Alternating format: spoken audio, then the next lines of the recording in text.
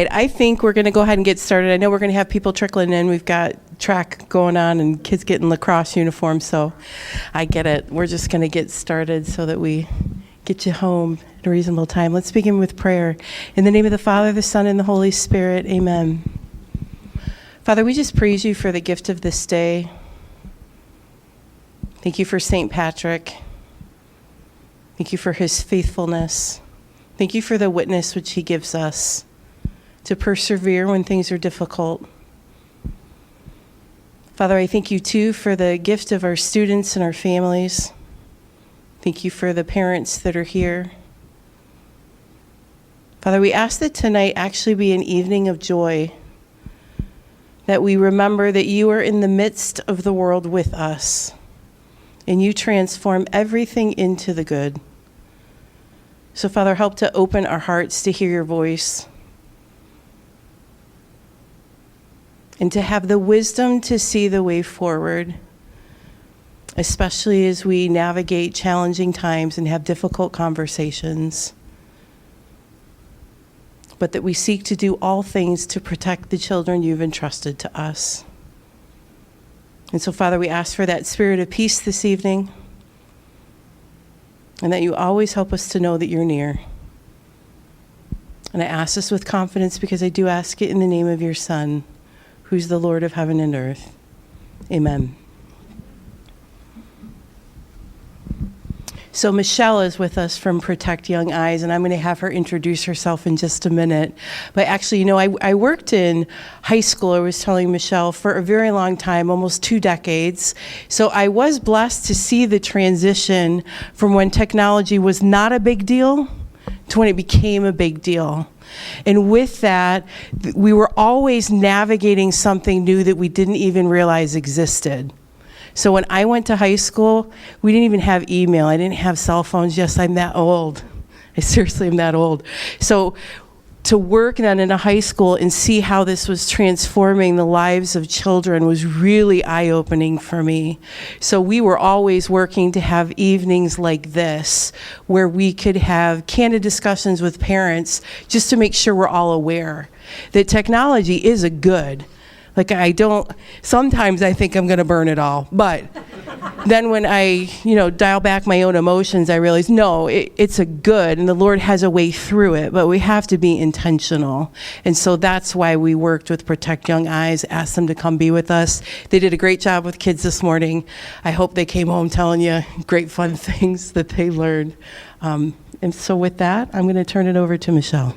Thank you.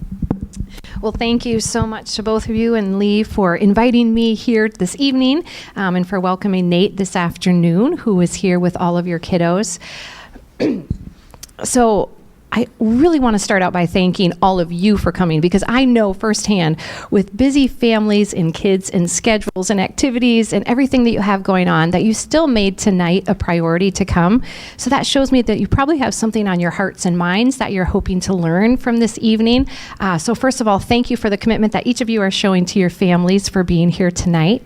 And I also want to make sure that you're leaving here with those questions that are answered for the reasons that you came here tonight. So hopefully on your way in, all of you were able to grab that note-taking guide. So we're going to reference that throughout our time tonight, because I know we're going to spend a lot of great time answering questions, and you're going to get a lot of content and information tonight. But I also know that tomorrow you may have new questions that come up. And our big focus is that we're going to provide you this place, kind of this one-stop shop of, hey, after tonight, where can I go to keep up with these digital updates that are going on and everything that I need to know? Where are my resources to help after tonight? So that's really our big focus. Tonight, we like to say, is the starting of the conversation, and the conversation in your homes and with your families, and will be that place and that ministry to walk with you and guide you in your families after this. So tonight is about you. I want to make sure that you get all your questions answered that you came here with. So if you see anything up on the slides that you want to remember for later, or maybe share with family members or friends who couldn't be here today, please feel free. I encourage you to take your phones out and take pictures. It's probably ironic because here we're saying we're on our phones too much. I'm saying take your phones out, but we just want you to be able to have all of the resources that you are hoping for by the time you leave tonight. So we're going to spend about an hour and a half or so kind of talking about some of the dangers that our kids can face online. But more importantly, we're going to talk about the practical tools and strategies that we can use as parents who have kids of any ages and stages of technology to help guide them use their technology in a healthy and God-honoring way. So does parenting ever feel like this sometimes? Yeah, right? Sometimes it just feels overwhelming, maybe a little bit of denial, like, oh, I totally have this under control. Oh, wait, I don't, right? Maybe I feel overwhelmed. And that's really natural, especially for us, because we're analog parents living in this digital world. We're raising kids with this whole way of life and technology that we didn't grow up with. So it's easy for us to feel overwhelmed. But our goal is by the time we leave here tonight, we'll hopefully feel less overwhelmed and instead more empowered and ready and armed with some of the knowledge of, I'm going to learn how to teach my kids and my family how to use this technology that we've entrusted them well, instead of fighting and having it being this big monster that we feel like we're fighting against in our family. So have any of you read or heard the book, The Anxious Generation by Jonathan Haidt? Probably a lot. I see a lot of shaking heads and some hands. Yes, this really focuses on the changes in the digitalization of childhood. And this is what's really shaping the way we're thinking about kids now in technology and social media and everything that we've given them. So you're going to see us reference some of these concepts throughout the evening tonight. And this is our founder, Chris McKenna, with the author, Jonathan Haidt. Chris is the one in the glasses there. This is the World Economic Summit this this summer, where Chris participated with Jonathan Haidt in some of the panel discussions and led some of the groups. So you'll see that we've really embraced a lot of that philosophy that we're talking about in this book with how we can help our kids in this new generation. So it says we have overprotected children in the real world where they need a lot of free play and autonomy, while underprotecting them online when they're not developmentally ready for much of what happens to them. And when we think about that, think about when our kids, maybe when they're 16 and they get to be driving, we don't just give them the keys, right? We go through all the hours of training and we work with them so that way they're safe when they go out there and use that. But things like cell phone and social media, sometimes we're so quick just to give it to them without any training. And we can dare say that can be even more dangerous than driving and some of those things that are out there in the real world. So we have to see how we parent and how we're focusing some of that care and attention to a lot of things online, just like in the real life here. So we're here because the goals of our technology are not the same as the goals that we have for our kids. The purpose of technology is not to look out for the best interests of our kids, right? That's our job. So if we're going to allow our kids to be on things like social media and sites, on balance, we need to know how to protect them and give them that best chance at their childhood. Because this is the difference between their childhood and ours, right? We say it's just a different time that we didn't grow up with. So that also means we can't just say, my parents did this and I turned out fine. Or we did this and we were okay, because it's not a strong comparison anymore. It's so different between their childhood and ours. So a little bit more about Protect Young Eyes. We exist because of our education, our advocacy, and our research. Again, we want to be this place, this outreach for you, so you have the resources of where to go. And a little bit about myself. I grew up on the west side in Grand Rapids, and my husband's from Grand Haven. We met down at Western Michigan University, where he worked in student ministry at St. Thomas More Catholic Church. We always said that was a pretty good place to meet, was at church, right? 25 years later, and it ended really well. So he is a high school guidance counselor now at one of the public schools. And he said there's not a day that doesn't go by that he doesn't have someone in his office because of something that happened on their phone or something they posted. So even before we had our kids, we saw, just as Karen said, the demands and how it changed the lives of our kids and teenagers. And now, yes, I'm part of this amazing research team, but probably what qualifies me most to be here with you are these 4 reasons, because I'm a parent kind of stumbling along this just like you. So my oldest is a sophomore at Michigan State, my daughter is a high school senior, my son is a freshman, and my youngest is a 6th grader. So we kind of have that whole age span of starting to get technology and learn how to use it well, and now one on their own who hopefully is using it well from all of the training that they've received. So very similar boats to all of you, I'm sure. So I would love to know a little bit more about the families in this room. So if you could just raise your hand if you have babies, ages maybe baby to 4.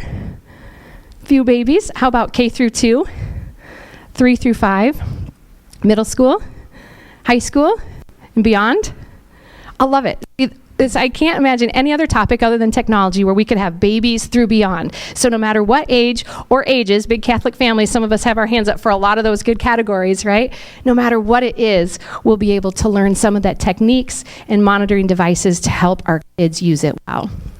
So this is my daughter, Allie. You just saw her as a senior. Now we're going back to when she was 5 years old, and she came home from kindergarten, and she was so excited. Tomorrow is career day. And she said, Mom, I get to dress up like who I want to be. I said, okay, what kind of job do you want to have when you grow up? She says, I know, I want to be a cowgirl when I grow up. I was like, okay, that's a really cool job. Let's find a costume for you. Just switch with me. Thank you. There we go. Thank you. So I said, let's find a costume for you to put together. But, first, I'm just sitting here at my desk, so let's just get some quick ideas of what we could pull together, right? So I start to type in pictures of cowgirls on the computer. Yeah, I was going to say, nobody's going to laugh. You're all thinking it. You may not want to be rude and roll your eyes and think, oh my gosh, Michelle, how can you not think of what's going to happen? But you're exactly right. Anything that you can think of that would pop up when you type in pictures of cowgirls on the internet is exactly what popped up in front of her eyes. And I share this because I consider myself a pretty overcautious mom. And in that instant, it was me who exposed my daughter to all those diamond and leather-studded chaps and everything and more that you could think of. And so if it was that easy to happen to me, just remember how easy it is to happen to our kids. And that's typically the way that exposure happens. We know that 60% of the first-time exposure to explicit content happens from completely accidental searches and very innocent searches. So it's so important for us to always remember that they have this chance whenever they're on any technology. Because we know that the test of the morality of a society is what it does for its children. That's what drives us, and that's what is going to continue to drive us here for the privacy and protection of all of our kids. So, one of the first questions we always get is, what is the right age for my child to have a smartphone? And then what age should they start with social media? So after all of our research, when we're going to talk about the neurology of the developing brain, and we've talked to thousands of parents who have kids who use technology well, our position that we've landed on is we hope families are waiting until high school for smartphones and at least 16 for social media. So we also know that we want to try to keep this out of the middle school years. Why? Because if any of you have middle schoolers or have been around them or remember middle school, it's just kind of that chaotic time, right? We don't need the introduction of social media to add more trauma and chaos into middle school life. So we know that no middle school child is a better version of themselves because of social media. So I want to ask you all here, just by show of hands, as we said, most of us didn't grow up with the same technology. Who here is disappointed that you didn't have cell phones and social media when you were growing up? Anybody? Any guesses as to how many hands I've ever gotten up when asked thousands of parents? Every single person I ask, I've never gotten one hand of someone that says that. I get a lot of laughs, a lot of snickers, a lot of thank God I did not have it. So what I want to do is just give you guys a couple of minutes, especially since you're all seated at desks here and tables next to your friends. And I want you to share a couple reasons why. Why are you thankful that you didn't have social media and cell phones growing up? So I'm going to give you just a couple minutes to chat it out. You can write some things down on your note guides if you'd like, and then I'm going to ask some of the reasons that you and your tables come up with. All right, I heard a lot of discussions, and I hate to kind of pause the discussion here, but I'm anxious to hear what some of you and your tables came up with, because I know I heard a lot of great chatter, so I'm sure we have a lot of good answers. So I'm just going to kind of walk through the tables, and if you're comfortable to share what you came up with, that would be amazing. If you're not, it's okay. Just don't make direct eye contact. I'm not going to ask you to absolutely call on you. Just kind of avoid it. Or if you want to say like it was your friend, neighbor next to you, you know, their idea, if that makes it easier for you to share.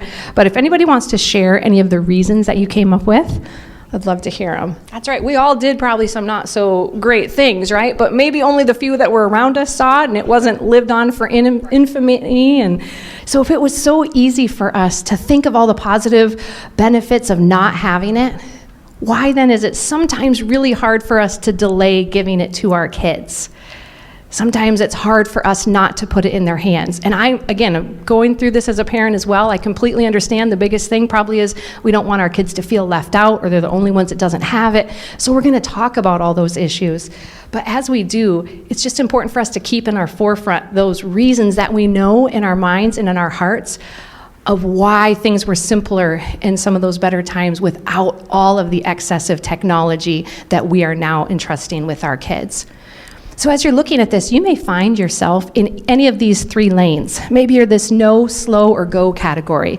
So maybe you're the no or the slow, like you have younger kids, or maybe they don't have as much access yet to technology, which is wonderful. And when we come in and talk to the kids at school, we'll say, hey, if you don't have a cell phone yet, that's a gift from your parents.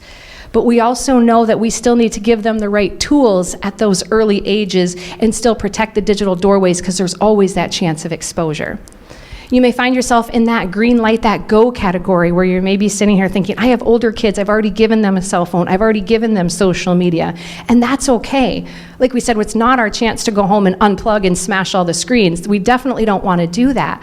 But instead, we want to work on maybe some of the monitoring techniques and focus on the relational pieces to walk alongside our kids and talk about some of the technology and the apps that we've given them access to. So no matter where you are, we're going to focus on ways that we can improve and keep our kids safer.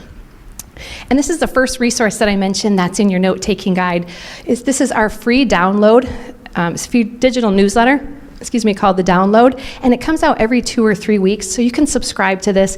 And this is what we update when everything updates, such as new parental controls on Instagram or iOS updates or the newest Netflix trend or things on TikTok. Anything that you as parents and caring adults should know about, all of this information is provided to you. So you can subscribe and get those emails every few weeks for free to keep updated on the legislative side and the things that you need to know about your families.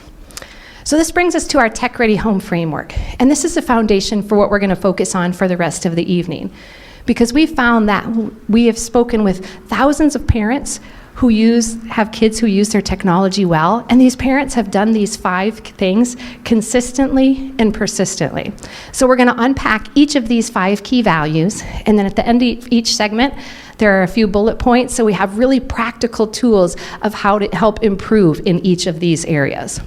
So we're going to jump right into the first value, and that is modeling the right behavior.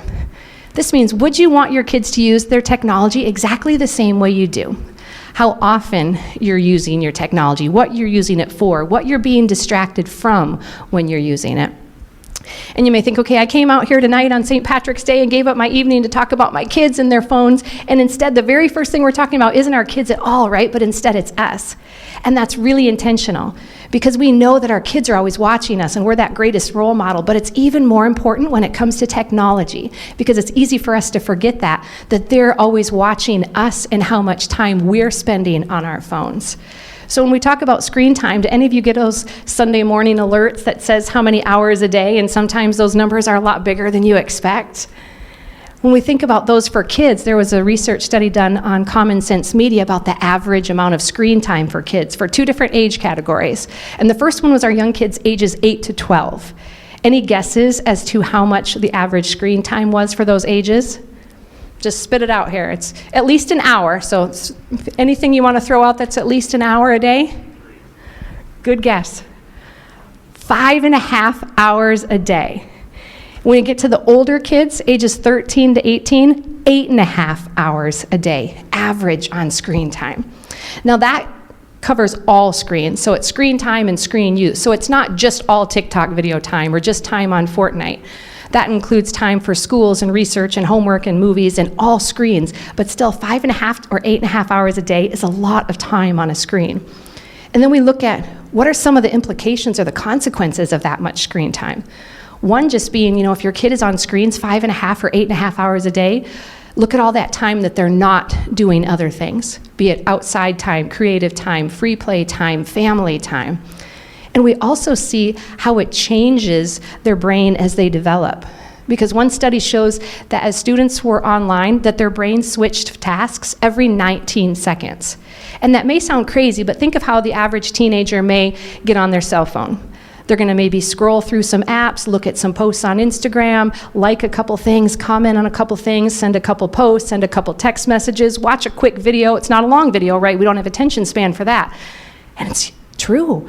We're just sitting there and it's fast scrolling or fast-paced video games. It's not long amounts of focus.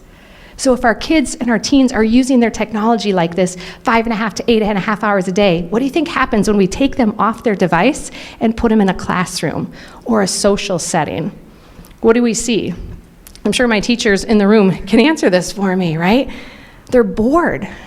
They don't want to sit still and focus because we're not as exciting as that fast-paced video game. We require more focus and thought. So the research shows that as screen time increases, the ability for kids to focus and pay attention decreases. So all these are important to remember as we're talking about what are going to be our screen time rules in our family and why. Why is that so important?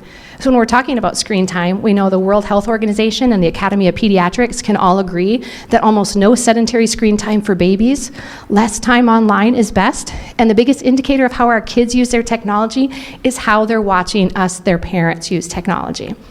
There was an article done on USA Today that actually linked some of the developmental delays that we see in kids now with parents and our screen time usage because of our distractedness, the time that we're distracted from them and not focusing and not using this language development, all the time that we spend with them that we're now spending on our phones. So it's such a good reminder to reflect and say, what are my kids observing with me and my technology? How much emphasis are they seeing that I place on my technology? So what can we start doing to help us improve in this modeling the right behavior?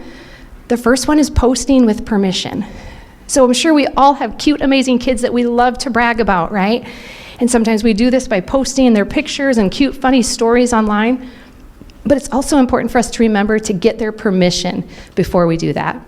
Even our youngest of kids, we want to make sure we get their consent before we post. So even my youngest son, if I take a picture and I say, hey Dawson, can I put that on Facebook? And if he says no, I don't post it because we want to teach our kids the value and importance of consent and that digital photos hold meaning even at the earliest ages. Because especially when we get to those older kids in middle school and the sending of nude pictures and saying things without consent, this is where it starts with that respect and importance of consent at early ages. We also want to talk about how much we're posting as parents. Maybe the why. Why do we feel like we want to and need to post so much about our kids and their kids' lives? We want to be careful about not overposting, one, for their safety, and two, for their privacy. Because by the time kids are 2 years old, over 90% of them already have a digital footprint. And obviously they had no say in what was being posted about them. So think about if you were to open up your Facebook feed in late August, what would you see? Back to school pictures, right? All our cute little kids holding that little Hobby Lobby chalkboard saying, hey, this is my name, this is my teacher's name, look at the bus behind me, this is my bus number. Maybe I'm wearing my Little League jersey, so now you know my team name and all my favorite things. And wow, we just posted a lot of information about our kids, right? And we can probably all agree that all of our contacts online are not people we would personally hand all of that information to. So a good reminder for us to be more mindful and not overpost and share for our kids' privacy and their safety. Number 2 is announce your intentions. Because so oftentimes, especially when we come into schools, we'll hear kids say, you know, my parents are always saying I'm on my phones too much, but my parents are on their phones all the time. And they definitely see that. And sometimes it's hard for them to understand a lot of the good reasons, like Karen said, that we have technology, right? So it's just important for us to call that out to them. So for instance, it's as simple as saying, hey, I need to maybe put this grocery order in and email your teacher, do a couple quick things for work, and then I'm going to get right back to you. That does a couple of things. First, it helps hold us accountable because we know how easy it is to get into that mindless scrolling time. And 2, it teaches our kids there is a positive function, there is a purpose for this technology, and then our focus goes right back to them, the most important ones on the room. So teach our kids and be that example, that role model of how you can use technology and then still get back to them. And the third is do tech together. This means we want technology to be a we activity, not just a me activity, not something they go off in their room or in the basement and play Fortnite, but instead, let's use our technology together. If we want to play video games, let's do that together. It's a great window into our kids' hearts. We get to learn a little bit more about them while we're spending time with them. Teach them that there's good uses for technology. And we talk about knowing each other's passcodes and monitoring what they're doing online. Because we always encourage monitoring, but not spying. And there's a big difference. With monitoring, that's a set up expectation right from the start. Saying, hey, anytime I should be able to pick up this phone and I know your passcode and I should be able to look at whatever you're doing online. And if that makes you nervous, if there's something on your phone that you don't want me to see, that's probably our first indicator that you're not using your phone or your device in the right way. Spying is different because that's done with that like, aha, I'm trying to catch you doing something wrong. So being upfront about the expectations. And if this is under the model category, you're probably going to know what I'm going to say. I'm going to say, hey, if I can pick up my son or daughter's phone at any time, I should be able to flip that switch and say, hey, anytime, my kids can pick up my husband's or my phone anytime. They all know the passcode, and they can look at anything in the phone because we know that it's not a place where the digital secrets live. Now, I know there's some exceptions. For me personally, that comes especially at Christmas time because I'm guilty of maybe going into stores and taking pictures of ideas of toys that for gifts and such. So my kids maybe know that I don't want them going through the camera roll at that time, but those are exceptions. But otherwise, we're still setting that expectation that our phones are open places, transparency for both kids and adults to be that model of behavior. And then we talk about this teaching technique of giving them some responsibility, checking in, giving those learning moments, and then giving them more responsibility. Because we want to still expose them to technology when they're in the home with us, when they're getting their guidance from us.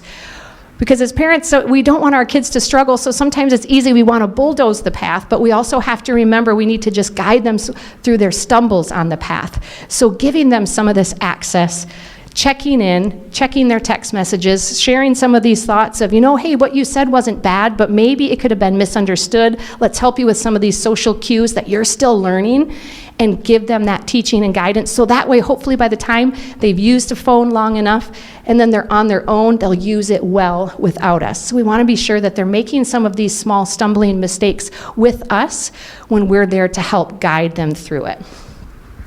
So we post with permission, we announce our intentions, we did tech together, and the fourth one is make a plan.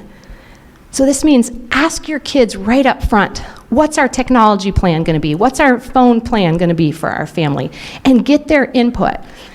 And you want to talk about things such as, what are all the devices that we have in our home? Who's allowed to be on those devices? What times are we allowed to be on the devices? At what time do we all turn them off? Where do they get plugged in at night? Are we keeping devices out of their rooms at night? That's a big one, right? Because we know just the physical quality of interrupted sleep and the temptation. We just don't make good choices at night on our phone. And again, if we're saying, hey, this is what it's good for you, son or daughter, guess what? It's good for mom or dad too. So be that example. Maybe all phones get powered off at the same time. Maybe you have a box like this at dinner time or at a certain time at night where all family devices in the house go. So we're all following those same rules. So it's not us against them with our kids and our rules, but it's just these family positive expectations. Again, our goal is after you go home tonight and you kind of have a little time to digest some more of this information and talk to your family members that maybe were with you or not with you tonight, you can fill this out a little more, right, to get some more of those kind of homework ideas. So our next second key value is pursuing authentic connection. So just by show of hands here, who here thinks that you are smarter than your kid when it comes to technology? A few hands. Now that time I did expect it. I will say the first time I was a little flabbergasted when someone said they were. And then I said, okay, wait, how old is your child? And they said, well, he's a baby. I said, okay, well, enjoy it. That's probably a reason. It may not last for that long. So typically that's what I find. When I get parents that raise their hand, we say, awesome. You probably have younger kids or maybe you're just really tech savvy. Both super awesome. For the majority of us, we didn't raise our hands. I saw a lot more kind of snickers and giggles, and probably us thinking we're not smarter than our kids when it comes to technology. So if you're in that category, we know that our kids are going to be smarter than us, especially if they're young now, as they get older, because again, they've grown up with this that we haven't. So our point is, if our kids want to figure out a way to sneak around something online, get around some of our parental controls or our rules, they're probably going to figure out how to do it, right? It's no different than if we're talking about an adult with bad intent. You know, I can lock my doors, but if someone really wants to get into my house, they're probably going to figure out a way to do it, right?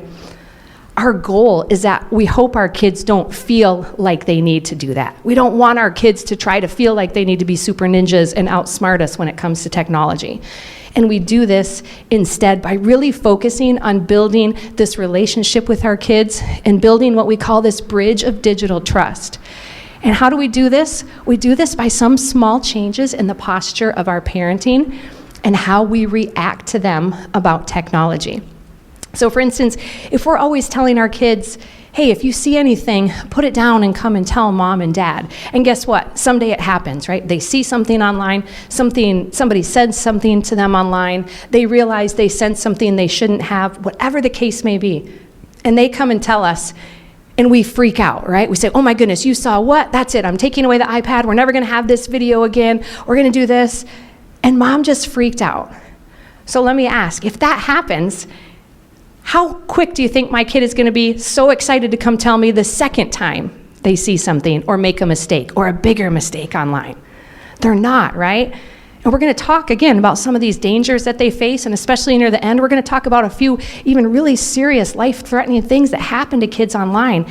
And if our kids aren't feeling comfortable enough to tell us about it, that's where it leads to some horrible situations. So we need to make sure that we're changing that posture of parenting, of not freaking out and remaining more calm when they tell us things that happen online.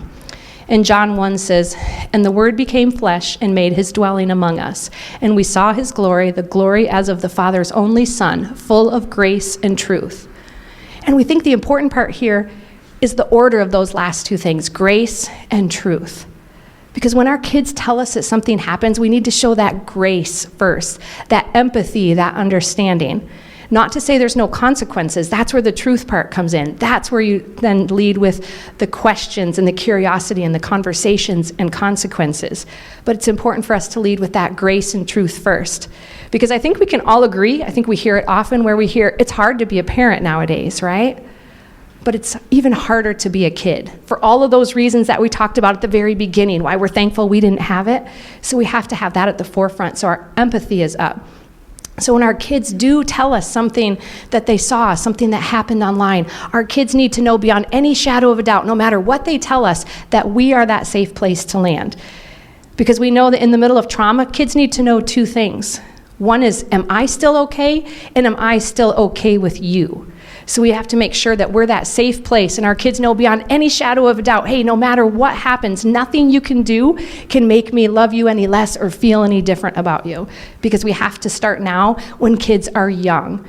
And we talk about when kids are young, we talk about things such as talking about explicit content and pornography and when they see something online to tell us. So we're gonna go to the next question that says, what's the right age to start talking to our kids about these things? What age should we start having conversations in our home about pornography? So I'm going to give you just about 30 seconds to write a number on your paper. You can share it with your neighbor if you like. I'm not going to ask you to tell me the number, but we're going to talk about it in just a second. So write down an age that you think we should start having these conversations with our kids. Well, you're probably really not going to like what I'm going to ask you to do next, but I'm going to ask all of you to cross it out. I'm sure that was all good numbers, but I'm going to ask you to lower it and subtract 2 from it and say that's probably a closer age to start having these conversations. And before you may already be thinking, okay, this was way too young to begin with, and now I'm making it younger. There's no way I'm going to talk about this with these young ages. Let me just give you an example of a conversation that I had with my 2 boys when they were little. I said, all right, hey boys, when you're ever on your iPad watching your videos, do you ever see anything that makes you just feel weird? Nope. Do you ever see anything that makes you feel uncomfortable or scared? No, Mom. Do you ever see people that should have their clothes on but don't? Nope. Okay, well, if you ever see anything like that, it's not your fault. Just put the iPad down and come tell me or Dad. Okay, got it. So let me ask, in that conversation, was that a long talk that I had with my boys? Was it awkward? Was it anything like what we're thinking of the talk that we had when we were young, where you had to like sit down and be like, oh my gosh, I cannot look at you in the face, and when we leave, we're never going to talk about this ever happening again? We're all laughing because we know we all had that talk, right? And it was awkward. But this wasn't like that. It wasn't long. It wasn't awkward. It wasn't weird. It didn't make them curious and confused. How many times did I say the word pornography? None. But let's talk about what I did do. I told them exactly what to look for, right? I said anything that makes you feel what? Weird, uncomfortable, scared, naked people. Even at young ages, they know exactly what all that is, right? And I said, the very, very, very first thing I said, if you ever see that, it's not your fault. They heard that right away. And the second thing is I told them the 2 tangible steps of what to do. What did I say? Put it down and come tell someone. So for any of you who had kids in here today that listened to Nate, if you had the chance to maybe chat with them after school, did any of your kids say anything about that message that Nate gave them? Did you see any hand motions? Because that was a big thing, right? With the kids and the littlest ones, we say, put it down and tell someone. Hand motions, everything. So by the time they leave, they know, even at those youngest ages, exactly what to do. Not in an awkward, weird, scary way, but just they know what to look for. They heard it's not their fault, and they know what to do next.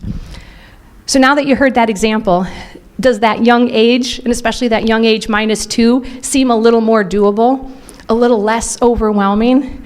It's probably not what you thought when I said a pornography conversation, right?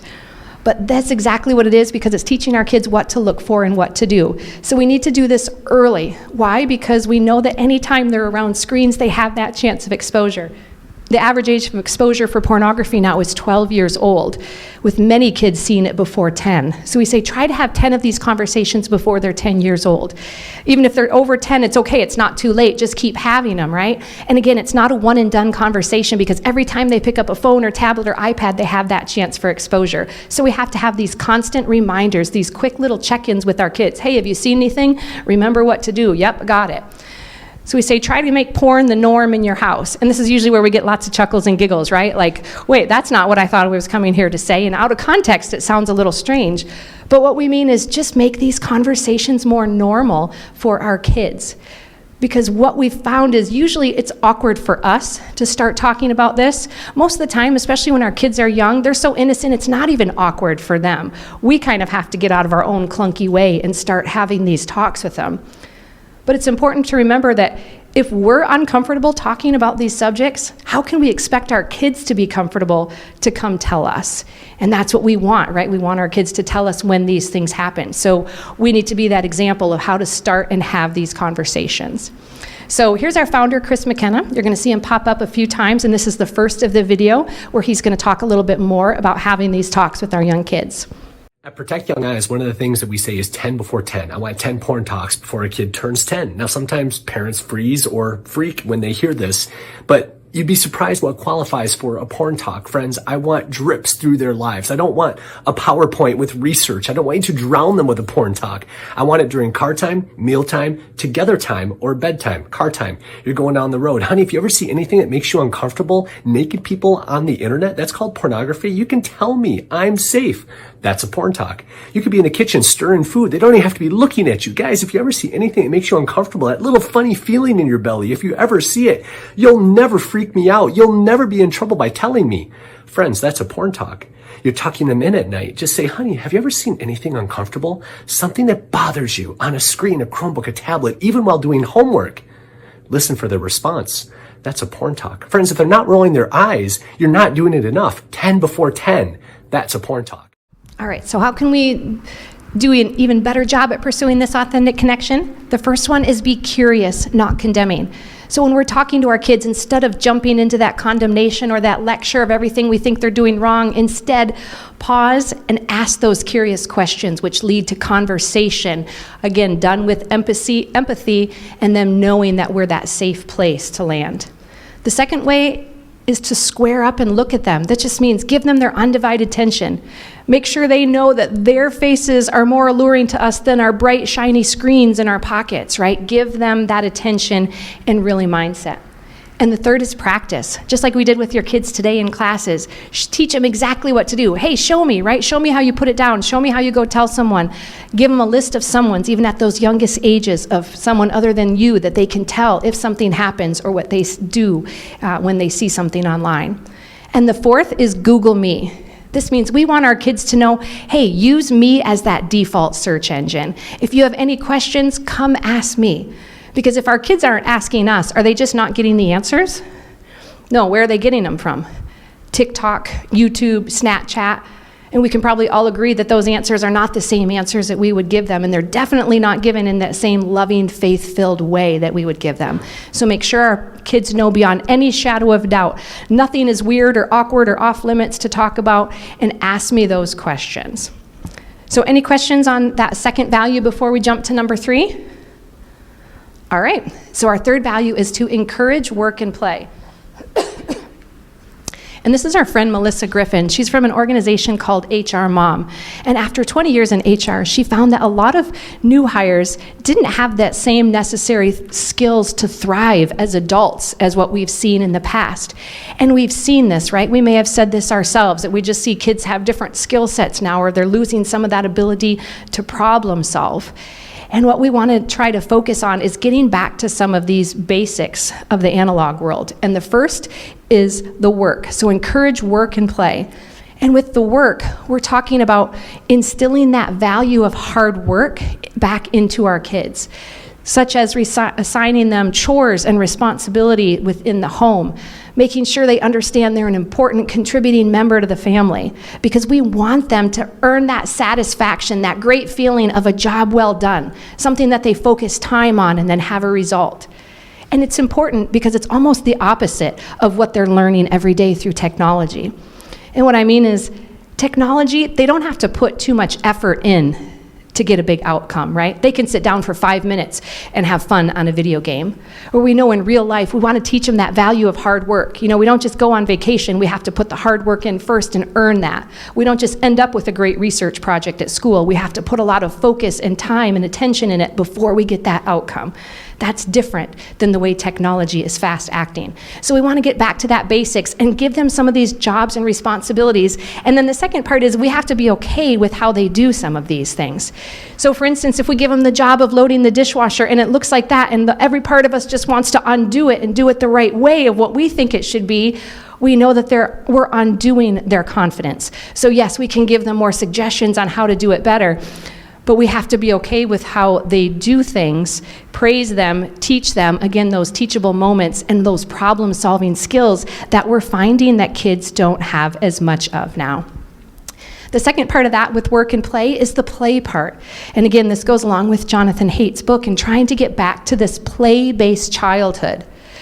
Because we've seen a correlation, right? We've seen the decrease in our kids and our teens' mental health, the same time where we've seen that decrease in time where they have that play time, that social time, that outside connection. So is that the correlation?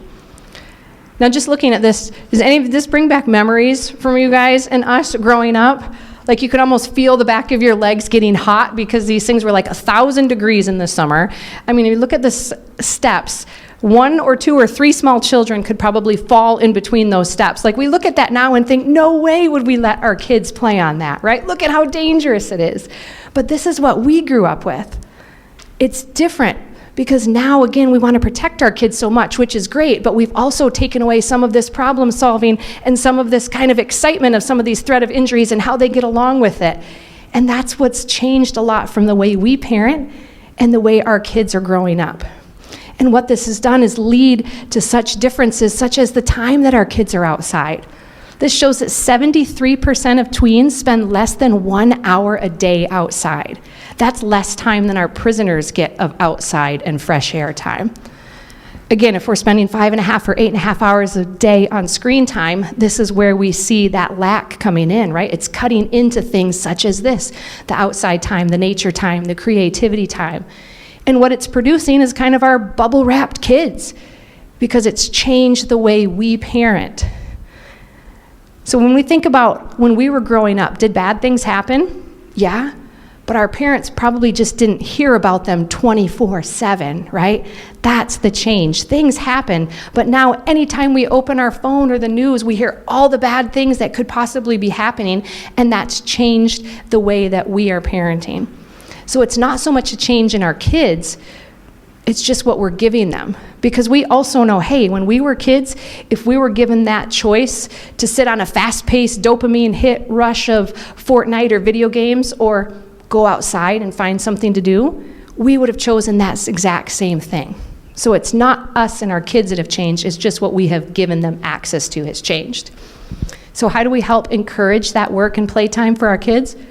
The first is to visit those organizations like HR Mom to really talk about instilling that hard work and problem-solving skills back into everyday life for our kids in the analog world and not just technology. And the second is to make outside time a priority. You know, at the beginning when we talked about that age of, well, hey, we hope kids are waiting until high school, that's another thing that we look at when we say, are kids ready for cell phones and social media, and how much time should we be putting on screen time? There was one research study that we read that really resonated with me, so I always like to share it because I think it falls in really well here. When it talks about, okay, what type of expectations do you want in your home? But instead of focusing on a number, because it's easy for us sometimes to get caught up in how much screen time and do they get more for rewards or some taken away for punishment. But instead of that being the focus, instead let's focus on the family and the positives first. So what I mean by that is saying, hey, what's important to you and your family? Tell me 3 things you hope to have done every night. So I may say, you know what, for our family, every night, I hope that we have a chance to eat dinner together, that my kids have time to play outside, and that we have some time to read every night. And guess what? If we accomplish all 3 of those things and then there's leftover time and they want to jump on their Switch, then maybe that's okay. Because again, we covered the important things first, and technology is the extra, the leftover time that's getting a little piece, instead of it being the dominant piece that's taking over the night. So whatever it is, figure out what's important to your family and what things you can change to help make those a priority. Any questions on that third value before we jump into number 4?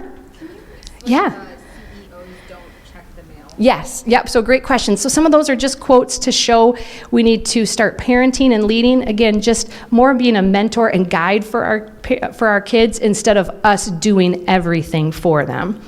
Because right now what we're finding, you know, is us trying to pave that way, do kind of micromanage our kids, and then what we find is that they just don't have those skills. Then later we're surprised when they can't figure things out when we're not giving them that chance.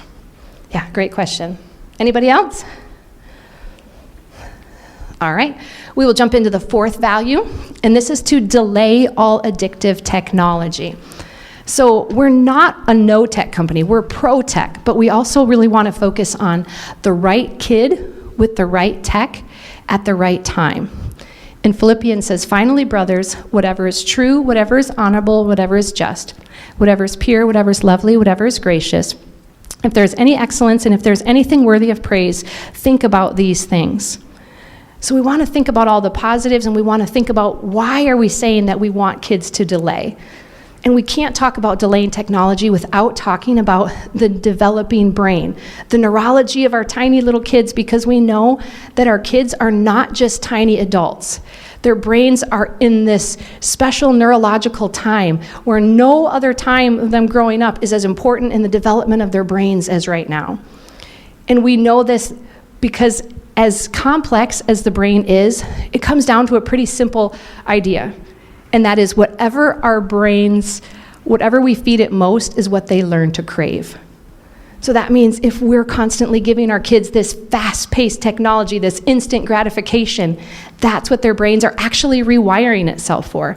There's research that shows it makes new neural pathways and new synapses, that their brains are rewiring itself based on the technology that it's using. So when you think about this idea of this is this important time in their development, and the brain is rewiring it based on what we're giving it, and at this time we're giving them 5.5 or 8.5 hours a day of screens and fast pace and low focus technology, that's what their brain is adapting to.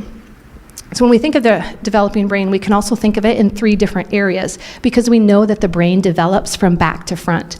So that first part of the brain is the reptilian part of the brain. This is that regulatory part of the brain. It answers that question, am I safe? It's the part of the brain that we don't even think about. For instance, when we're here, our heart is beating. We're not telling it to. It just happens automatically. That second part of the brain is the limbic system of the brain. And this is where the teenage brain lives, because this answers this question, am I loved?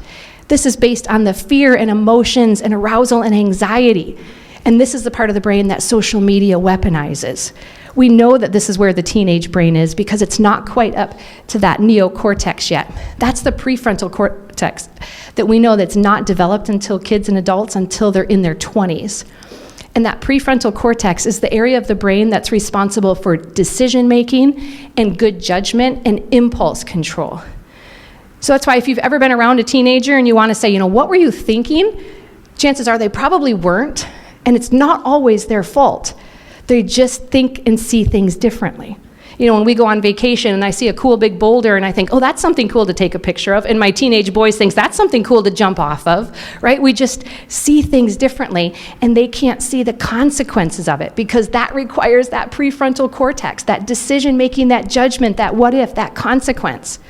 So if we know that that's not developed yet until they're in their 20s, and we give them a phone or social media, and they make a choice that's not a great choice, how can we be that surprised when we know their mind and their brain is just not neurologically ready for it? So it's important for us to remember this. Again, those teenagers live in that limbic system. There's no brakes in there. It is like all go and no slow. And this is exactly what the apps rely on. Because how do apps make more money? By getting us to spend more time in it, right? How do we spend more time in an app? By using these features, right? Think about, again, a teenage girl who's on Instagram. Looking at the pictures, oh, did I get enough likes? Did I get enough comments? Oh, I must not be pretty enough. Let me post another picture. Then we wait for the comments. Let me talk about who's doing this.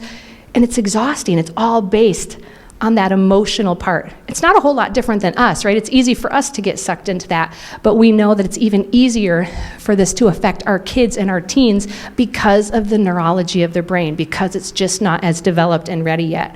And that's why we advocate for delaying until their brains are more neurologically ready to handle well the technology that we give them.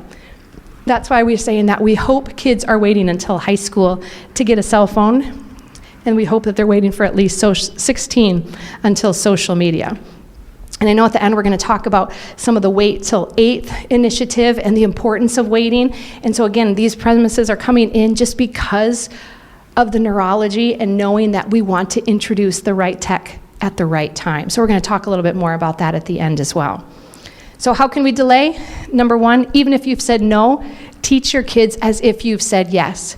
Because even if you're thinking, my 5-year-old doesn't have Snapchat, I don't need to worry about it, that may be true, but anytime maybe they get on a bus with older kids, there's a chance of exposure. Anytime they open any type of app or sit around older kids or siblings or parents or any screen, there's always that chance of exposure. So at age-appropriate ways, we need to give them enough digital tools in their toolbox to know how to respond when something happens. And the second is interrupt your kid. And this is Chris again. I love interrupting my kids. How rude, right? But when it comes to their technology, I love to interrupt them. I want to do that so I can check whether or not they're hooked on their stuff. And they've known for a very long time that whenever dad asks you to put something down, that's when you do it. And they know the reward from that is that most of the time when they want to play something, video game, whatever it is, most of the time the answer is yes, if they've proven that they're now hooked on it. That looks like this. A few weeks back, Blake was right in the middle of a Super Smash Brothers game, which is like a 3-minute match on the Switch. I was in the kitchen. I said, Blake, dude, I need you to pause the game and I need you to come and help me empty the dishwasher. And you know what he did? He paused it and he put it down. And I said, Blake, good job. That's exactly what I was hoping you would do. Now, as a reward, you don't need to help me. I'm going to do it. And he was like, awesome. Go ahead and keep playing. Because through training, he knows that if he listens to when dad needs him to put it down, whether it's to help or just because I think they've had too much time, if they listen to that, then they know that most of the time when they want to play something, the answer to that question is yes. Because they've proven to me that the game doesn't control them. And they also know the consequence from that. If they get mad when I take it away, whatever they're playing is gone for at least a day.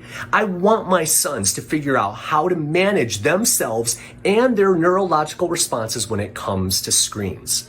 Interrupt your kid. And what Chris mentioned about taking that technology away for a day is a great question that we get asked quite often, saying, hey, my kid loves video games, or I feel like they're addicted to their video games or their phone. How can I back that up? How can we try to get them off of a little bit? And it's just like this, where we say, hey, talk to your kids and say, if we ask you to put it down and you throw a fit, that's the first sign that that game or that technology or whatever that is becoming too important for you. It's having too much power over us. So we're going to walk that back a little bit. And it's important, especially if you have older kids, like we say, we don't want to go home and take away all their apps or take away their phone, but it's important to be honest and say, hey, maybe at the time when we gave you Snapchat or let you have all this, we didn't really understand a lot of it. And now that we do, we just want to make sure you're using it correctly. So we're going to put some more of these monitoring things in place. But yes, if you throw a fit, that technology, that video game is gone for a day. And then we'll try again, because we need to make sure that they know how to respond to it and what our expectations are of them when we're asking them to get on and off their video games and technology. All right, so how do we delay all addictive tech? Even if you said no, teach them as if you've said yes. Number 2, that interrupt your kid that Chris just described. And 3, mindset of brain against the game. This is for us as parents and changing how we look at our kids. Because I think it's easy, I know for me, it's easy sometimes to say, I can't understand, why do you like that video game so much? Why do you like watching these silly videos? How can you spend that much time on your phone?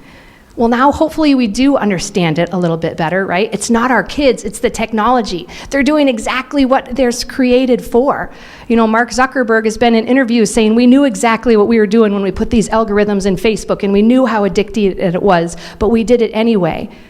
So it's not just us against our kids in that constant battle and that fight, but now we can know a little bit more about it and understand, okay, this isn't you, this is you, your brain against that game, right? We say the teen versus the tech, or brain versus the game, because the video games nowadays, they can't even be compared to the video games that we have, right? Now they're customized, they're engineered, to be drawing them in. So our kids' brains are no match to these strong algorithms that are out there. So it makes it different when now we can look at the situation differently instead of us versus our kids.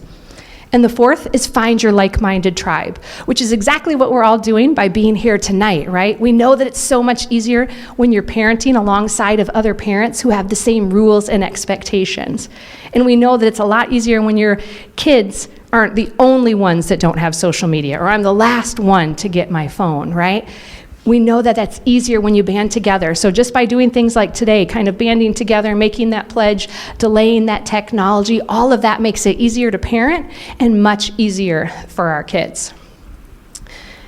Another way that we can do that in addition today is, again, in that next set of resource for after tonight is what's called our membership community called The Table. So this is also in your note-taking guide, just another resource where you can get more information, ask more questions of parents and Chris and our tech team, and watch videos with your kids. So just another follow-up resource after tonight. All right, any questions on 4 before we jump into our final value? All right, our final value is to diligently prevent harm. So this is where you may be thinking, okay, now we've talked about a lot of the things that are wrong. How can I really protect my kids? What protections can I put in place? And we do this by wrapping our kids in layers. Of course, all of that is the foundation of prayer, that we're always going to pray for the hearts and minds of our kids. As Proverbs says, with all vigilance, guard your heart, for in it are the sources of life. We want to help guard our kids' hearts, and we do that by guarding their eyes, because their eyes are the doorways to their heart. But we also know we can't just pray away all their worries. That would be amazing if we can, right? But we know that we have to also take those practical steps. So that first base that we have is relationships. And that's what we really have spent those first couple of values on tonight, right? With modeling the right behavior, pursuing authentic connection, building that bridge of digital trust, making sure they know that we're that safe place to land, having open, curious conversations. All of that is that foundation of relationships. Because like we said, our kids can sneak their way around if they want, but hopefully if we have that foundation with them, that's going to set the expectations for the rest of our rules. All All right, our next level is Wi-Fi. And this is where we start to get a little more technical as to how we can protect our homes and the Wi-Fi in our homes. And the most important device that we have is our router in our home.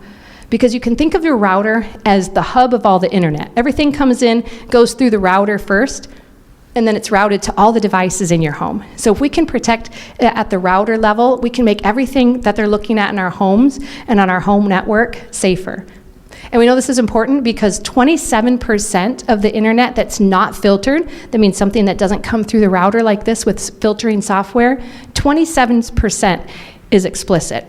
So that may not sound like a lot, but think about this, or maybe it does sound like it and it's gonna sound even worse. But think about your kids walking into your living room and maybe you have a coffee table with 4 magazines. That means 3 magazines are fine and 1 of them is explicit. That's 25%, right? So how confident are you every time your son or daughter walks into that room, they're not gonna pick up that 1 magazine? Those are exactly the same odds that we're using if we're allowing our kids to be on a device that's not connected to a router with this filtering software.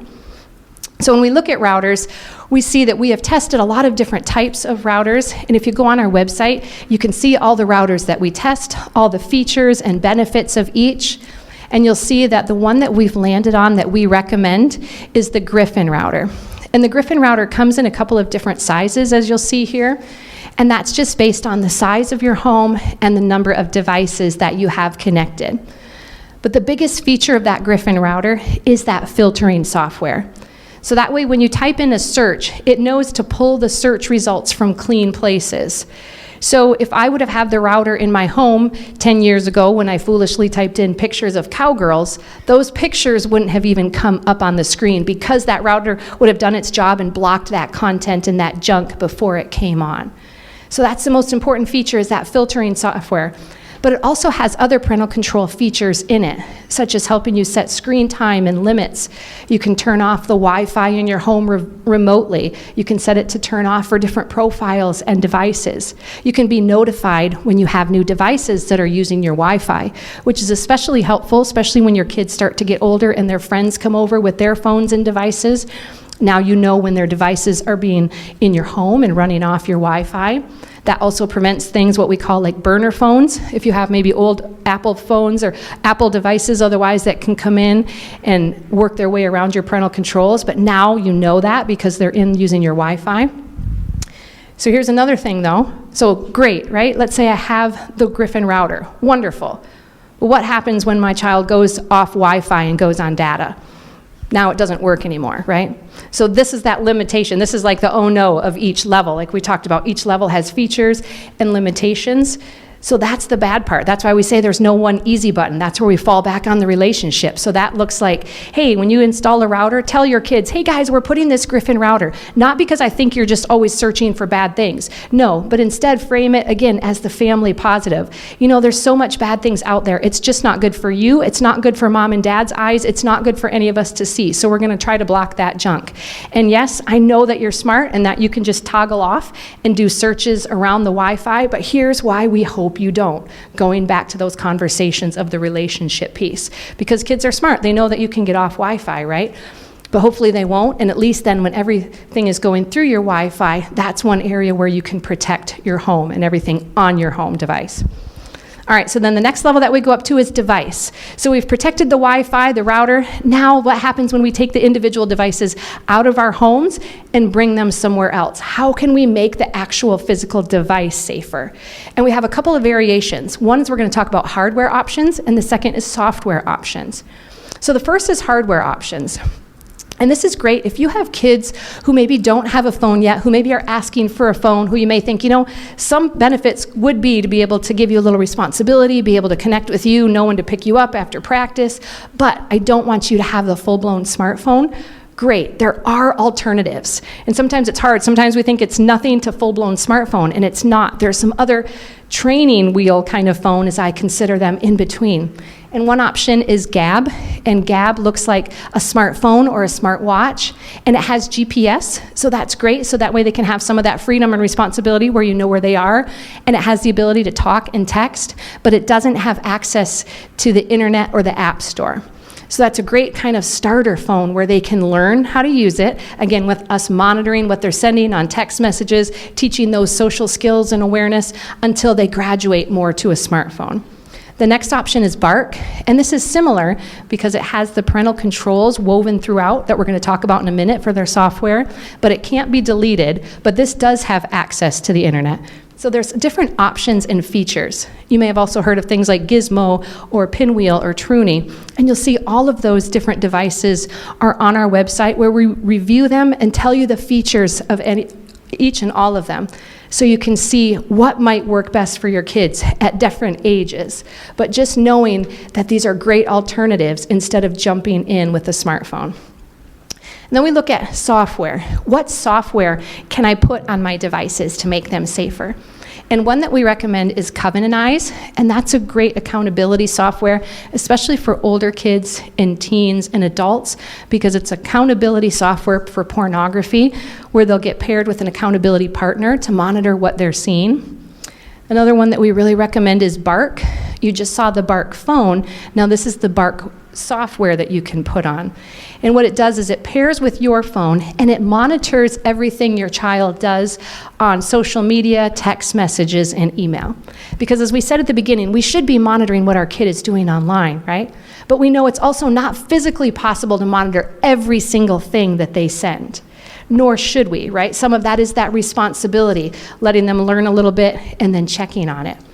So what Bark does, it has this algorithm where it monitors everything that's being said and it pulls out anything that could potentially be dangerous. So if there's anything mentioned such as sexting, suicide, self-harm, anything of these, you'll get alerted on your phone that something like this was mentioned on your child's account. And so that's kind of your heads up to intervene and check it out. And remember that little otter slide where it said don't freak out. That's the first thing to remember because most of the time it's pretty overly sensitive. So most of the time it doesn't jump to worst case scenarios. But it's important for us then to know to have that intervention. So it's like that second set of eyes. So Bark is especially great for kids who are just starting on cell phones or just starting on social media. Again, it's that extra training and comfort that that provides. And then finally, there's parental controls that are native to the phones and devices that you have. If you have Apple and Screen Time, or if you have Google and Android, there are controls that are already in there. Now, not to say that they're set and default, that would be amazing. Sometimes it takes you 20 or 30 clicks to set things up, but you can make them safer. One thing, especially if you have Apple and Screen Time, is disabling the App Store. That's something we always recommend for kids. Is if you disable that App Store, they're not able to download apps without you first giving your permission for it. So when my kids got their phones, that was the first thing we did was take away that ability to just get the App Store so they know, hey, if they want anything, we get an alert, and then we have the chance to see if it's something that they should have before they get it or not. Because again, we've all heard of the stories of kids downloading apps in the morning, deleting them at night when they think parents are checking them, hiding them in other ways. Again, kids can be sneaky, but if we're disabling that App Store, they don't have that ability to download anything without our first acknowledging it and seeing if it's what they should have. So on our website, again on protectyoungeyes.com, here's that resource and that place for you to look at all the devices in your home. So I encourage you, you can sit there with every device in your home, if it's an Xbox or a Nintendo Switch, a Chromebook, an iPad, everything that you have, and it'll go step-by-step directions, scrolling videos of exactly how to set the parental controls on each device, because each device usually has different controls that you can set to try to make that physical device safer for when it's inside and outside of your home. All right, and the next layer that we're going to have is location, because we know that where we use our phones and our technology also influences how we use it. So there's a few places that are just more risky with our phones. One is bedroom and bathrooms. Obviously, we want to keep our things in public places so that way we can monitor what sites our kids are looking at, what they're doing and sending online, and especially, again, when we get to older kids and the prevalence of sending nude pics, we just want to reduce that temptation and keep phones in the public places. Sleepovers, I mean, there's so many issues with sleepovers as it is, right? And now we introduce phones where, like we said, proof, videos, pictures, anything that can be done and sent about other kids. So if you're having play days and kids over or sleepovers, maybe be that parent with that basket where the kids come in and tell the parents, hey, this is great. But maybe if you need to reach your kids, call me, because all phones are going to be collected. We're going to have time together and without phones at sleepovers. Buses, it's another hard thing to police if your district allows them on buses. But again, just know if you have 80 kids and one bus driver and phones in the back of the bus, what could go wrong, right? It's just a chance for exposure all the time. Another little fun fact is to disable the screen sharing, or the airdrop, because we hear a lot of that, especially on buses and in gymnasiums and classrooms where someone will airdrop an explicit picture and everyone around them will get that. So some of these little things, again, on our website of things that you can do, again, to help make them safer, especially when they're going to be used in locations that are just inherently more dangerous. In grandparents' houses, we know there's a lot of just different rules in general at grandparents' houses, and sometimes that includes technology, where kids know, hey, maybe they don't have the router or the same parental controls in place. So it's important to know that wherever your kids are spending time, outside of your home or with others, that you're having these conversations about what are the rules, and so my kids know what the rules are when they're here or at friends' house or grandma's and grandpa's houses. And finally, it's the apps. So this is when we're going to talk about some of the apps that you recognize up here. Because if our kids are going to be on these apps, we need to know a little bit more about them so we know how to keep them safer. So if everyone can just kind of look at the apps and raise your hands with the number of fingers that you can identify. So if you can identify one of the logos, give yourself a finger, and let's see how many fingers or hands that we can give up. So we have 10 apps. Do we have anybody yet with 2 hands? Oh, we got a couple of 2-handers. Okay, so we're going to go through some of these apps so that way we can learn a little bit more about them before we go home tonight. So can anybody tell me what this logo is up here at the top, this kind of pitchfork thing? Minecraft, yes. Really popular with kids, right? Any guesses as to what the average age of the average Minecraft user is? What's the age of the average Minecraft user? 5, 6, 7, those are all answers I totally would have thought of too. And we could be here all night. You are closer, actually, than the other ones. We could be here and no one's probably going to guess it, but it's 24 years old. That sounds crazy, right? But Minecraft was created 12 years ago. So when it started, it was probably 12-year-old kids playing Minecraft. Now those same kids are 24-year-old kids still playing Minecraft. But the point is, it's not just a kid game that we mostly thought it was, right? If the average age user is 24, that means now we have a shared space where kids and adults are. So whenever we have that shared space, it's automatically more risky. All right, what about this purple pug nose in the bottom right? Anybody know what this one is?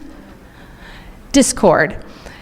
We say this is probably the most popular social media app that most parents have never heard about. And it started out as more of a streaming platform or gaming platform, but now it's full-blown social media.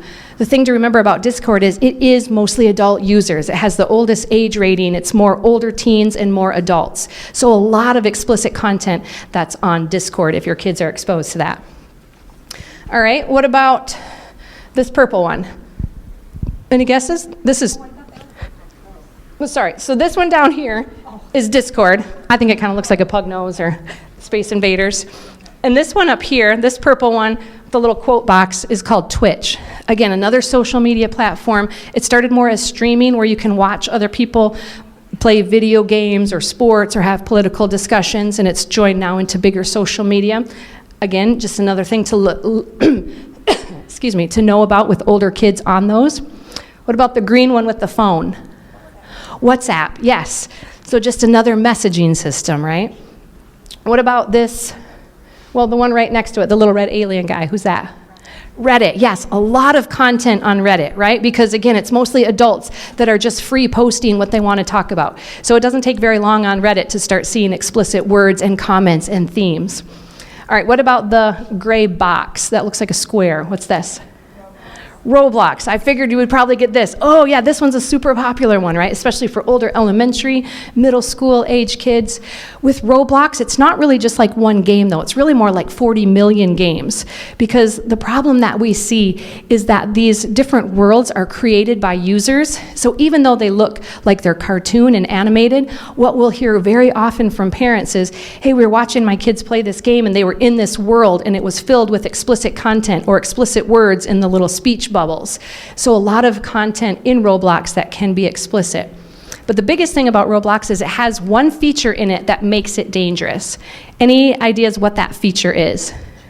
The chat feature, yes. If you give your kids a game that has a chat feature, you're giving them a direct line of communication to anybody in the world, right? And we obviously can't control what somebody else is saying or sending to our kids. So that's the bad news about Roblox.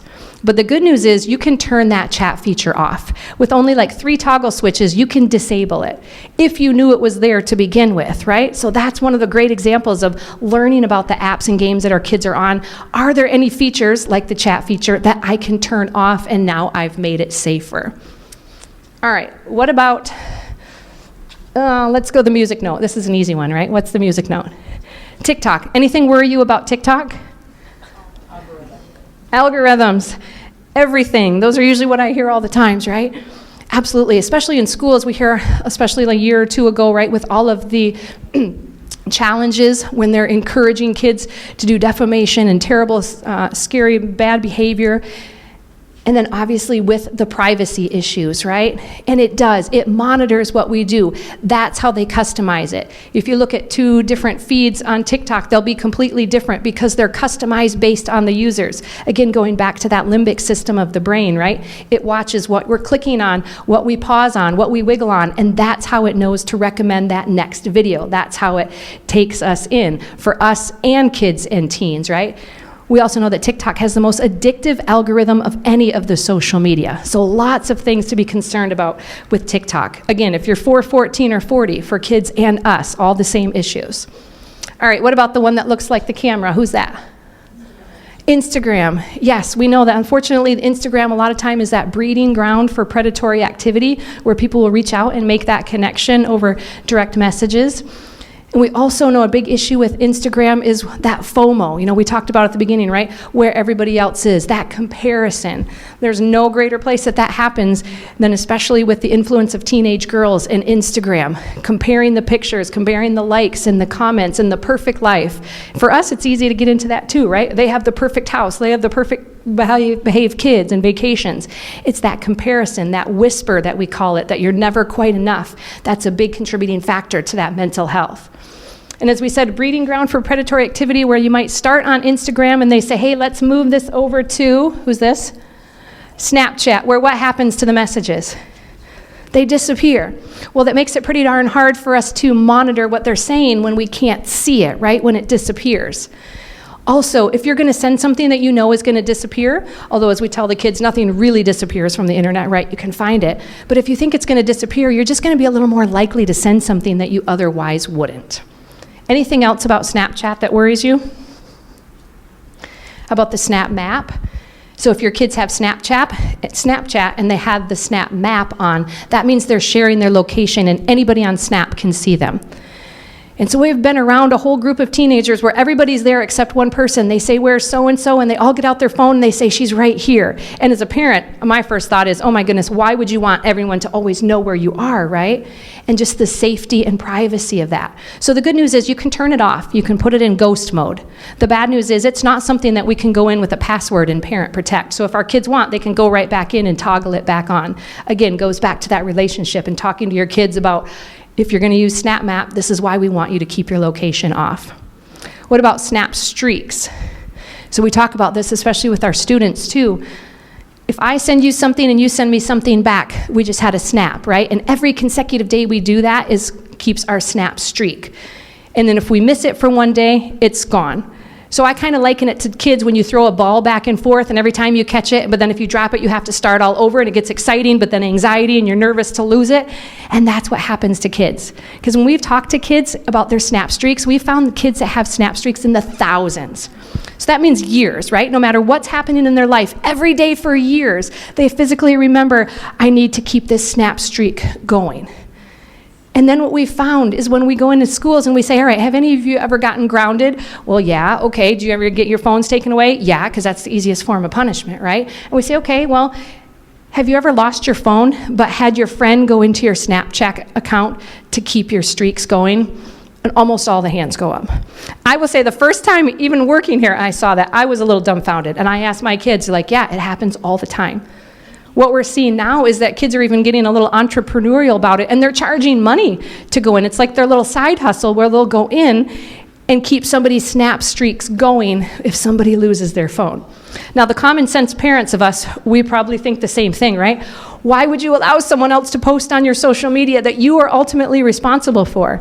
But that underdeveloped prefrontal cortex doesn't think that. But look at all these kids who are allowing someone else to post on their behalf. So talk to your kids about the importance of not sharing passwords and minding what's on their Snap accounts. And not to mention just all of the explicit content. So a lot of things on Snapchat to be mindful of. If your kids have it, and even if they don't, because even if your kids don't have it, they probably could look at that ghost, and every one of our kids could probably tell us what it is, right? I mean, you can bring it up online. You don't even have to have the app. So that's what's tricky about it. So that's how when we go back to that, even if you've said no, teach them as if you've said yes. Even if your kids don't have it, still teach them some of these because they're going to be exposed, even if they're not the ones that physically have it. All right, and the last one, what's the red one? YouTube, yes. Would you be surprised if I told you that there's over 96,000 videos uploaded every hour on YouTube?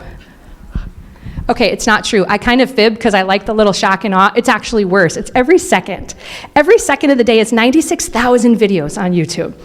So first of all, I think, how in the world are we getting anything done when there's 96,000 videos every second that we're watching? What a time waster, right?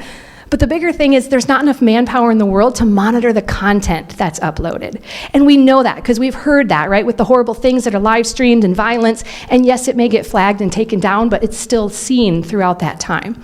So we know that with YouTube, the biggest thing that we typically hear is, hey, my kid was watching this video and it was okay, but it was that next video that came recommended, and that was the one that was explicit.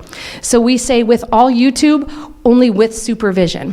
So kids shouldn't be allowed on YouTube without controls and without supervision, just because of the sheer content that's on it. And is YouTube Kids safer? Yes, it's safer, but it's still YouTube. So even though it has those categories of what's appropriate at those specific ages, YouTube and I are probably going to disagree on what's appropriate for those ages. So even with YouTube Kids and your young ones, still always the recommendation of supervision with YouTube. So is that a lot of apps to learn? Absolutely. Does it take a lot of time and energy? Yes. Are you feeling overwhelmed of where do I even go? Again, on our website, we have over 100 apps that are on there that we have reviewed. So if your kids have an app, or more importantly, want to get an app, please take the time to learn a little bit about those apps, such as Roblox. Learn about what features are there. Are there features there that can make them safer that I can turn on or off? We'll talk about the features, the benefits, and then what the ages are that we recommend them for. Because another thing to remember is we can't just trust the age ratings. It's not like movies that are pretty accurate for G and ratings R, but apps are not, because they're not regulated. So for instance, TikTok not too long ago was rated as a 4+ app. We know that that's not appropriate for 4-year-olds, right? And any idea what some of these top apps are rated? Like Snapchat, TikTok, YouTube. Any guesses as to what age they are for the App Store rating? I'll give you, what's that? Well, they are a little higher than 4. Yes, well, so it's 12 plus. But here's the ironic part. In 1999, COPA, which is the Child's Online Privacy and Protection Act, actually made it a legal law that said nobody under the age of 13 should be allowed to get their data collected, which is what social media does, right? So it basically says that no one under 13 should have a social media account. So that's a legal law. So you would think that the most popular apps would at least be 13. That would make sense. But it doesn't make sense because they're only 12 plus. How can that be? It's because there's just not regulations for it. They can set whatever age rating they want. So that's why it's a good reminder for us. We can't just look at that age rating and trust that that's appropriate for those ages. So we have to do our own research. Again, look at the apps, what they are, look at the features, and then see if they're safer. So we have to start by wrapping our kids in layers and avoiding the toxic trio. This is bedroom, boredom, and darkness, like when we talked about location, because we know that whenever these three things are present, we just don't make good decisions. So this talks about kids with sending nude picture, downloading content they otherwise wouldn't. This talks about even for us, maybe not even pornography, maybe it's like late night Amazon purchases. Whatever it is, we just don't make good choices when it comes to nighttime and technology. And this graph shows that these spikes here are when pornography was Googled and searched, and they were all between the times of 11 p.m. and 6 a.m. So we know that those are just times especially where kids shouldn't be on their phones. That's why we say phones out of the bedrooms. Remove this temptation of that bedroom, that boredom, and that darkness of scrolling. Again, kids, and if it's good for kids, it's good for us. Model that right behavior. And then two more things that we're going to talk about now that are especially prevalent in the news. I alluded to them at the beginning where I talked about the really extra scary things that can happen. One is deep fakes. So this is using that AI technology with the intention for hoaxes, using pictures and photos and videos. So it's important for us to tell our kids, hey, we can't believe everything we see online, right? A lot of this is intended to create hoaxes. And that also goes along with new AI software called Nudify, if you've heard of this. So what it does is it takes somebody's real picture, so it's a real picture of your face, but then it puts it on a naked body. But it totally looks like a real naked picture. And then what we've seen now are kids, and especially middle schoolers, who are using this software to take these naked pictures of their classmates and then circulate them as nude pictures. So horrible things, right? And we can't just combat it because that technology is out there, but just important for us to talk to our kids about what they're seeing, what they're sending, and another good reminder and reason for us not to be oversharing a lot of our kids' pictures and information online as well. And the second one is sextortion. You've probably heard of some of these cases in the news, but what it is, it's somebody reaches out to someone, starts an online relationship, and they encourage them to send a nude picture of themselves. When they do, and they send it, then they say, aha, I'm not that hot girl that you thought I was, but instead now I have this nude picture of you, and I'm asking for you to send me all this kind of ransom money, and if you don't send me money, I'm going to send this nude picture out to all the contacts of your friends and family and expose your picture. So unfortunately, what we see is this leads to shame and kids not wanting to tell adults and parents and get their help. So it usually leads to two horrible outcomes. One is that they're either giving the money, or what we've seen very often now are cases where it's ending in suicide because kids feel so shameful and guilty and that there's no other way out. So why do we have to talk about these horrible things? Because we say talk about the horrible things that we're scared of happening with our kids, so that way they know what to do if they ever find themselves in that position. And like we talked about, maybe it starts as something small where they just see something uncomfortable. Maybe it's something big like this, but hopefully we've told our kids all along the way, no matter what it is, come tell us, right? So if it gets to something big like this, we've already had this openness, so we know that they're not going to be scared or scared enough to come and not talk to us about it. So the last thing that we can do is institute this 7-day rule. And this goes back to knowing those apps and to turn off that app store at the beginning. Because then if your kids want an app, instead of them having it first, we want you to download it. But the big thing is download it as if you're the kid. So what I mean by that is when you download that app or game, put in their birth date and their gender. Because we want to see how does that game, what are they going to show it, thinking it's my 12-year-old boy? What levels of the game? What ads are going to come in? And we want you to play that game or app for 7 days because it can change over the course of those days. And then after you've done the research, like with Roblox, okay, what's this app about? Can I make it safer? Now I'm going to play it as if it was my kid because I want to see how it presents itself as if it was going to be my child using it. After 7 days, then you can decide if they have access to it. So that helps control those apps that your kids have access to. So that was the 7-day rule, and the fourth and final one is Chris's last video here for parent-led device ownership. From a very young age, I want our kids to know that every internet-connected device is co-owned. That means when they're little kids, we don't buy them their devices, we buy devices that we let them use. For your tween son or daughter, maybe you get them a hot pink Amazon Kindle. You name the Kindle Dad's and Lauren's Kindle so that she knows there's nothing to hide. Technology is a we activity and not just a me activity. When your son or daughter is ready for a smartphone, aren't I an amazingly kind, benevolent parent that I'm letting you use this device while you're here in the house? And even if you've decided to pay for it yourself, whenever we have something that powerful here in the house, we're going to figure out together how I can still be involved. Because whether you are 4, 14, or 40, one-on-one with the internet, we eventually all lose. And trust me, that conversation with your teen son or daughter is a whole lot easier if you plant the seed early. We do tech together. All right, so that wraps up our 5 key values. And again, if you're thinking after today, what are the points that I'm going to go home and focus on? We kind of narrowed it down to 3 topics here for 3 pieces of homework. And the first one is consider your router. It means go home, see what kind of router do you have. If you don't know much about it, Google it, see what controls it has. Maybe there's controls in there that you can set that you didn't know and they work great. Maybe it doesn't, so maybe you look at updating to something like the Griffin router. But focus on controlling the doorways of your network. The second is be that safe space. That means start or continue having those conversations with your kids openly and honestly so they know at any time, come and talk to us about anything that they see or feel online. And the third is to join the movement.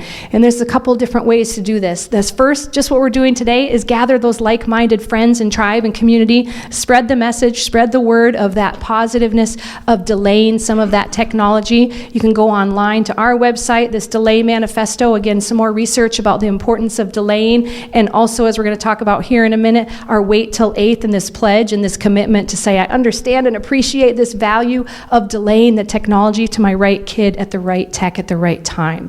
So you can find us again on social media. As much as we don't love a lot about it, we try to use it for good, so we're active on there so you can keep up with everything that we have.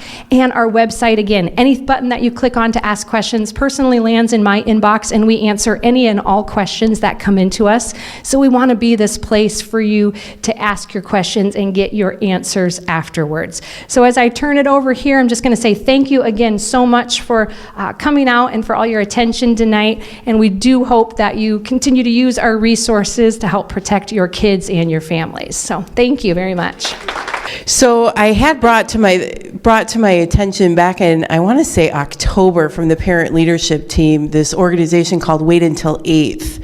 And essentially what they do is they help school communities have the conversation with their parents, do things like tonight, educate on what's out there, and tag into the habit of delaying right tech, right time, so that parents start to have the conversation at young ages.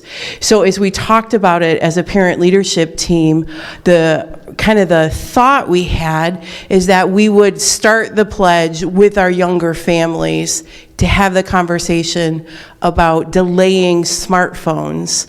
So for right now, we're going to be encouraging in classrooms from 3rd grade down to pre-K that we, as a parent community, have that conversation with each other and then discern for our own family, can we make the pledge to wait to get a smartphone until the 8th grade? So I do know other schools in the area have done it and have been able to talk with parents, like how hard is this? And the overwhelming feedback is much easier when all of their peers are doing the exact same thing, because it takes that pressure of, well, I won't be connected with my friend's mom if I don't have this. So if you, as a parent community, make that commitment, then you kind of nip it like this. And as Michelle pointed out, there are other ways to stay connected with your child, with different types of phones and watches, so that you still have that connection, or you're teaching them, how to start to have that responsibility with technology without opening up Pandora's box, without intentionality. Does that make sense? So the thought is we are going to begin the pledge drive now and run it through the beginning of May, and then be able to see where we're at and communicate out with everybody. Here's what we're seeing, at least in the younger grades.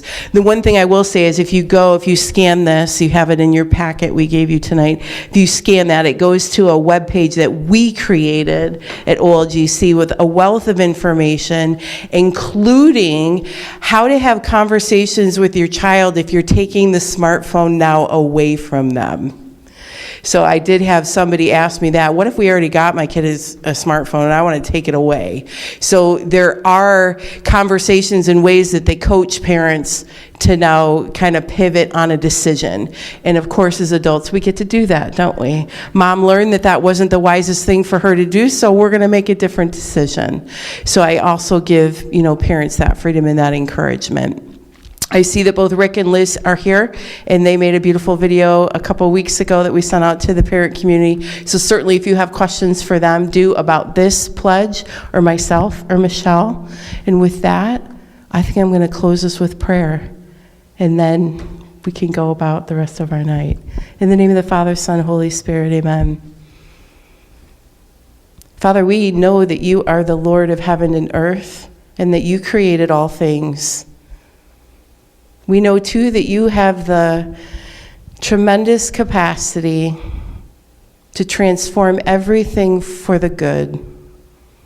And so, Father, we do ask that you transform, especially technology, for the good. That you equip us to parent and care for our children as you call us to. That you give us the grace to share the truth. That you give us the grace to set appropriate limits. And you give us the grace to love in new ways. I ask, too, that you give the grace to our children to receive it, that you protect their innocent hearts, and you help us to raise them in the way, Father, that you have created them to be. That the innocence and wonder that you give them is the gift that they get to keep. And so, Father, we do place the intentions of all of our families, and especially our parents, under the glory of your Lordship as we say, glory be to the Father, and to the Son, and to the Holy Spirit, as it was in the beginning, is now, and ever shall be, world without end. Amen. Our Lady of Good Counsel, pray for us. Amen. So great to have everybody here tonight. Have a blessed evening.